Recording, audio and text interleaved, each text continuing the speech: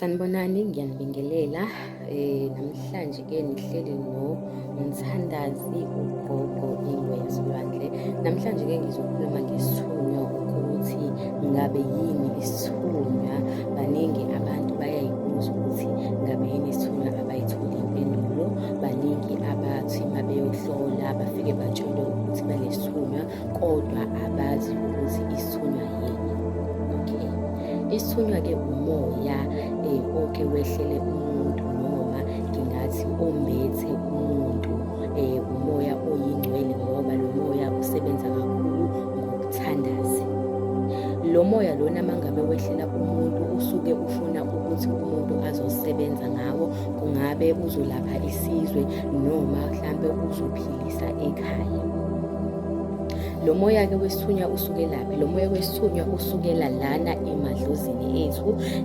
Masithatha ukubheka noma siphinde emuva, angithi kukhona ogogo nomkhulu noma ngingathi okhokho ababekholela kakhulu emkhulekweni, ababethandaza kakhulu. Bathi-ke labo gogo mase bayamathongo ethu kuyibona abasivikelile noma kuyibona abasiphethe ezindeni. Bathi mese bedlulile-ke kulo mhlaba, bese bele kulowa mhlaba wamathonga, bake bathi mabebheka emndenini babheke isimo nenkinga esingahlangabezana nazo. Bathi-ke mabebuya bathi bakhethe loyo ozothatha lo moya, bamkhethe ukuthi uyena bamehlisele ngalo moya wesithunywa ukuthi uyena-ke umuntu oyokwazi ukuthi aphilise umndeni wakhe. Uyoba uyena muntu oyokwazi ukuthi mase kufike iy'khathi enzima ekhaya, athi mayiguqe ngedolo ivuleke iminyango, kukhanye lapha kusuke kuvaleke khona.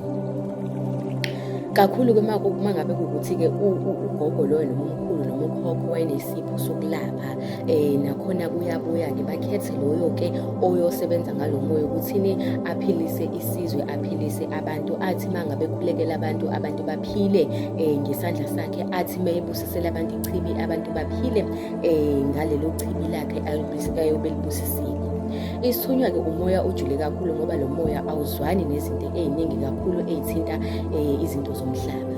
Mangase ngibale nje i-list yezinto engazwani nomuntu onesithunywa, ngingaqala nje ngibala ukuthi ube umuntu ohlonipheke kakhulu. Lokho nje ngiyakubeka ngobani, kuba indlela agqoka ngayo.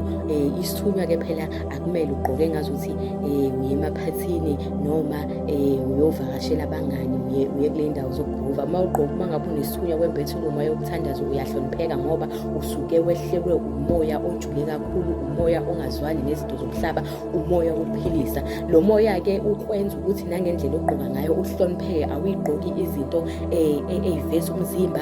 Isikhathi esiningi uyawuhlonipha umzimba wakho ngoba wena usuke uhamba noNkulunkulu kuwena.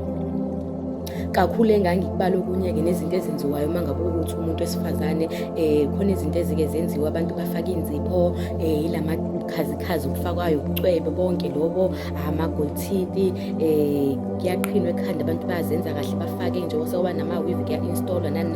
Isithunywa asihlangani nazo zonke lezo zinto. Uma wehlelwe lo moya, lo moya uyakususa ezintweni zomhlaba, ukubeke endaweni yakho wedwa ngoba wena usuke usuhlukile, wena usuke usuphila noNkulunkulu phakathi. Kunento wena ekulawulayo ekhulumayo nawe, wena usuke usuhamba nokukhanya kuwena. Engakho-ke uma ngabe-ke usuwehlelwe lo moya, ezinye izinto awusamele uzenze noma awusakwazi ukuzenza. Lo moya uyakuvimba kulezo zinto noma uyayisusa lezo zinto kuwena. Kuba nendlela-ke owenza ngayo ukuthi lezo zinto ugcine ungasayisebenzisi.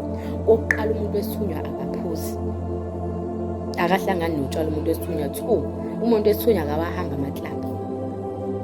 Umuntu wesithunywa akahlangani nabantu abaningi lapho ekusuke kugcwele khona abantu, mhlampe ngabe kuthiwe khona le maklabhini obumnandini. Isithunywa samsani nalezo zinto.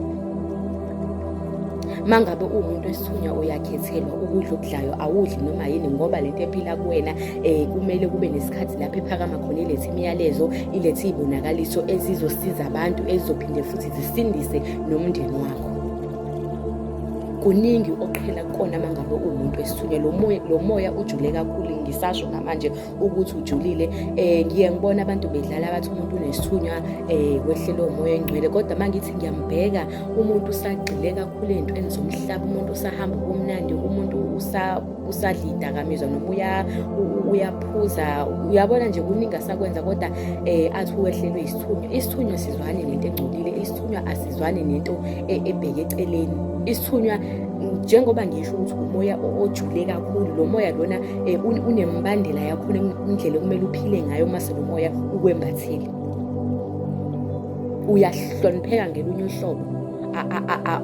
Awuhambi uthi uyahamba mhlampe emgaqweni uhambe umiswa abantu, let's say umuntu wesifazane uhambe umiswa abantu besilisa. Akwenzeki lokho because lo moya indlela osuke usungimbathe ngayo la uhamba khona uba nesithunzi, inewe yokuthi akekho umuntu ongakacabanga ukukhulumisa, kodwa umuntu ozocabanga ukukhulumisa umuntu oyobethunyiwe kuwena ngesimo sempilo yakhe nangesimo sezinto, ngendlela ey'suke zimhlupha ngayo, esuke efuna usizo.